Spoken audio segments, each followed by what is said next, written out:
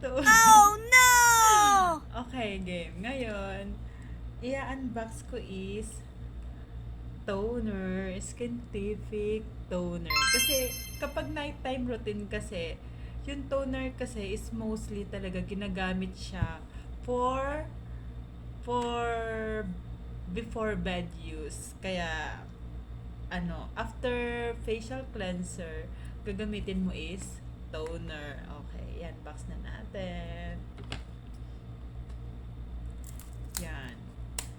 Kasi, naubusan na kasi ako ng stock, mga mare. So, bali ngayon lang ako ulit, alam mo na, i-open. Gusto ko kasi kapag in-unbox ko to, ay nakikita nyo din. Di ba? Para alam nyo din yung feeling sa mga katulad ko dyan na yung maano sa skincare, lalo na sa mukha. Di ba? Kasi nakakatuwa. Ayan. Ganito siya, mga mare. Yan. Skintific Niacinamide Brightening Essence Toner. Ito kasing color pink na toner na to ng Skintific. Ano siya, for skin radiance siya. Binuboost niya yung radiance ng skin mo. Tsaka, ito yung brighten skin tone, evens discoloration, and enhances glow. Diba? Kita mo yan, mga mare? Ganyan. Okay. Now, tapos, natutunan ko lang din to through online, mga mare, na hindi pala dapat gumagamit ng bulak kapag nag-a-apply ka ng toner. Eh? Mas better na ilalagay mo lang siya sa kamay. O diba? Nakasara pa, mga mare. Wait lang. Ayan, na-open ko na siya, mga mare. Dapat ganito lang siya sa palad. Yan.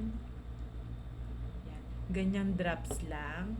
Tapos, iaano mo siya ng kamay. Tapos, ganito lang siya, mga mare. Yan. Ganito yung tamang pag-apply ng toner. Diba? Kahit ako natutuwa kasi, look, tignan mo yung glow na yan, mga mare. Diba? Oh my God.